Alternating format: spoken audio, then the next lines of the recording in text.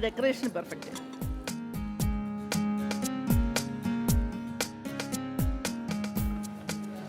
സാധാരണ സാലഡിലൊക്കെ നമ്മൾ salad dressing ഒക്കെ ചേർക്കുമ്പോഴാണ് ഇങ്ങനെ ഒരു ഫീൽ കിട്ടുന്നത്. ഇപ്പോൾ നോക്കിയേ, നാച്ചുറലായിട്ട് ഹെർബ്സ് ഒക്കെ ആഡ് ചെയ്ത്.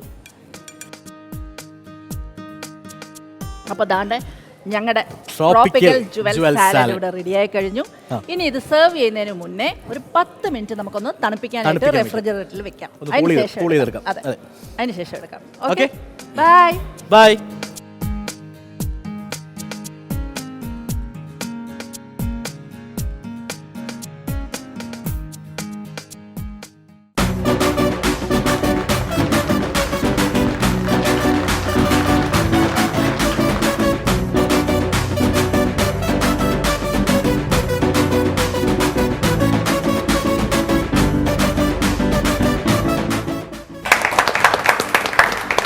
ജുവൽ ബോക്സ് ഓൾറെഡി ഓപ്പൺ ആണ്.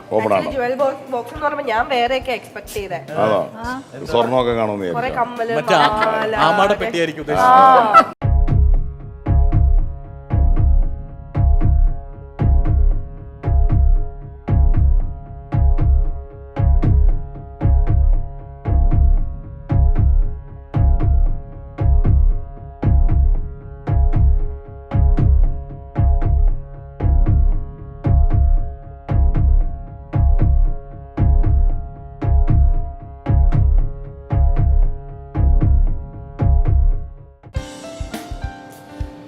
കരുക്ക് ഉപയോഗിക്കണമെന്നുള്ള ആരുടെ ഐഡിയ ആയിരുന്നു?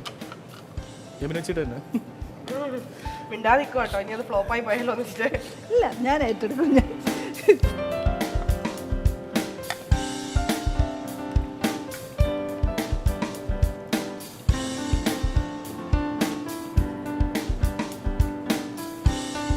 ഡ്രസ്സിങ്ങിന് എന്താ ഉപയോഗിച്ചിരിക്കുന്നത്? ഒരു honey, lime juice, chat masala, വേറൊന്നുമില്ല.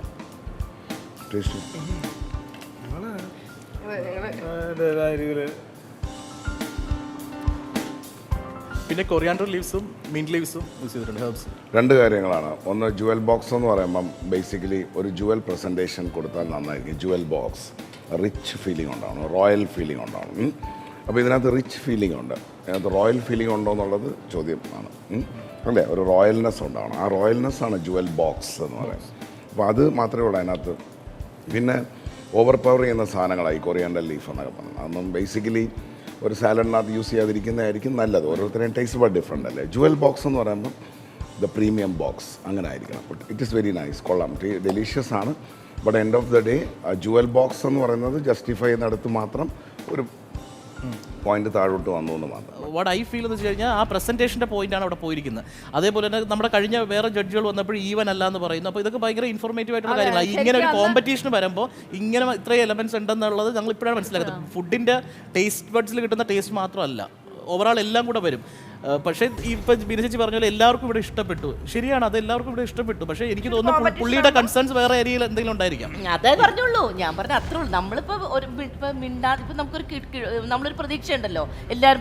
നമ്മൾ കഴിച്ചു നോക്കുമ്പോൾ അപ്പൊ നല്ല ടേസ്റ്റ് നമ്മൾ നോക്കും. ചിക്കൻ സാലഡിന്റെ ടേസ്റ്റ് പിന്നെ ഒന്നും ഓവർ പവർ ചെയ്ത് നിൽക്കണ്ടായിരുന്നു.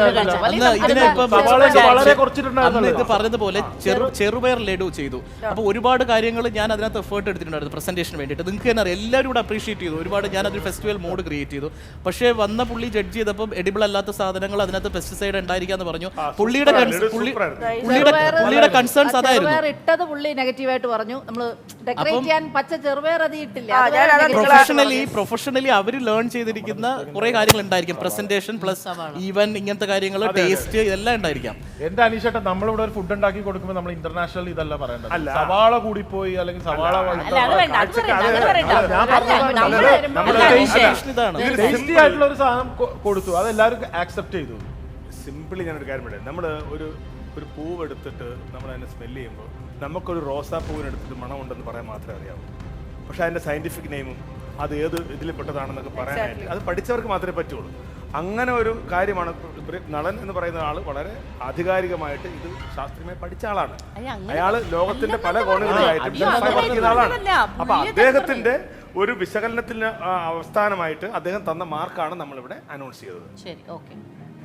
ഞങ്ങൾക്കൊരു വിഷമം ഉണ്ടായത് പറഞ്ഞു ഉറപ്പായിട്ടും. പറയാലോ അല്ല, പറയാലോ. തീർച്ചയായിട്ടും പറയാം. ഞങ്ങൾ നിങ്ങളുടെ accept ചെയ്തു. മനസ്സിലുണ്ടായിരുന്നില്ല നിങ്ങൾ പറഞ്ഞില്ലല്ലോ ഇപ്പോഴല്ലേ അതെന്താ പറഞ്ഞത്? കാരണം അന്ന് ഷെഫ് പോലും ഒരു പിന്നെ കുറവും പറഞ്ഞില്ല. അതാണ് അന്ന് നമ്മൾ ടേസ്റ്റ് ചെയ്യുമ്പോൾ ഷെഫ് അത് പറഞ്ഞിട്ടുണ്ടെങ്കിൽ നമുക്ക് പ്രശ്നമില്ല. second അത് prize പറഞ്ഞില്ല. ആയിരുന്നല്ലേ? second ആയിരുന്നു. അല്ല ഒന്നും പറഞ്ഞില്ല, ഒരു കുറവും പറയാതെ കണ്ട് അങ്ങനെ വന്നു. അതാണ് നമ്മൾ പറഞ്ഞത്. അന്ന് സത്യത്തിൽ ഞാൻ പറഞ്ഞായിരുന്നു ദീപന്റെ അടുത്ത് ലഡ്ഡു പെർഫെക്റ്റ് ആയിട്ട് ലഡ്ഡു നമ്മൾ ലഡ്ഡു റൗണ്ടാണ്. ആ ലഡ്ഡു എന്ന് പറയുന്നത് ശരിക്കും 100% ട്രൂത്ത്ഫുൾ ആയിട്ട് ചെയ്തത് അവരായിരുന്നു. അത് ഞാൻ ദീപനോട് പറഞ്ഞു. അത് ഞാൻ പറഞ്ഞു. കാരണം അതാണ് ലഡ്ഡു. പക്ഷെ അന്ന് ആർക്കായിരുന്നു ഫസ്റ്റ് കിട്ടിയത്? ഫസ്റ്റ് കിട്ടിയ നിങ്ങൾക്കല്ലേ കിട്ടിയത്? പക്ഷെ ഞങ്ങളുടെ മറ്റേ ഇതായിരുന്നു എന്താ പറയാ കംപ്ലീറ്റ് ഞാൻ പറഞ്ഞത് ഓക്കെ എനിവേ നമ്മള് പ്രശ്നമൊന്നും ഉണ്ടായിരുന്നില്ല, ഒട്ടലും ഉണ്ടായിരുന്നില്ല. അപ്പൊ എനിവേ ഓക്കെ അപ്പൊ എന്തായാലും ഇതിപ്പോ തീർച്ചയായിട്ടും നമ്മൾ ഷെഫിനോട് സംസാരിക്കാം നമുക്ക്. ഇത് കഴിഞ്ഞു, ഈ ചാപ്റ്റർ കഴിഞ്ഞു, ഇത് കഴിഞ്ഞു. ഞങ്ങള് പക്ഷെ ഞങ്ങളുടെ നമുക്ക് ഉറപ്പായിട്ടും പറയാലോ ഇപ്പൊ ഒരു കാര്യം പറയുമ്പോ അത്രേ ഉള്ളൂ. അല്ല എന്റെ ഒരു അഭിപ്രായം കൂടി ഞാൻ പറഞ്ഞോട്ടെ. അല്ല അല്ല ഇത് സീരിയസ് ആയിട്ട് പറയുക. ഇപ്പൊ ഈ പറഞ്ഞ നിങ്ങളുടെ അഭിപ്രായം ഷെഫിനോടും കൂടി കേൾക്കെ പറഞ്ഞു കഴിഞ്ഞാല് എന്തുകൊണ്ടാണ് പുള്ളി മാർക്ക് നിങ്ങൾക്ക്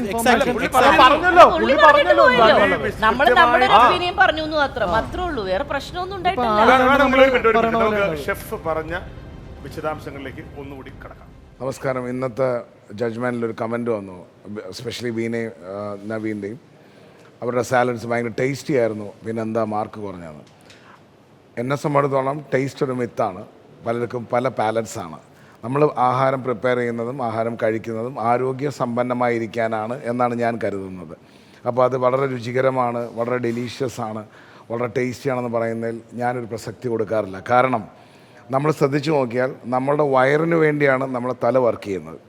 കാരണം എപ്പോൾ വയറ് നിറയുന്നു അപ്പോൾ നമുക്ക് ഉറക്കം വരും. അതാണ് അതിൻ്റെ സിമ്പിൾ ഫാക്റ്റ്. എല്ലാവരും ശ്രദ്ധിക്കേണ്ട ഒരേ ഒരു കാര്യം, നമ്മളെ വയറിന് വേണ്ടി തല വർക്ക് ചെയ്യുക. അപ്പോൾ വയറിന് വേണ്ട കാര്യങ്ങൾ ഹെൽത്തി ആയിട്ട് കൊടുക്കുക എന്നുള്ളതാണ് നമ്മുടെ ധാർമ്മിക ഉത്തരവാദിത്വം. Thank you so much. I believe I have cleared my judgement here. Thank U.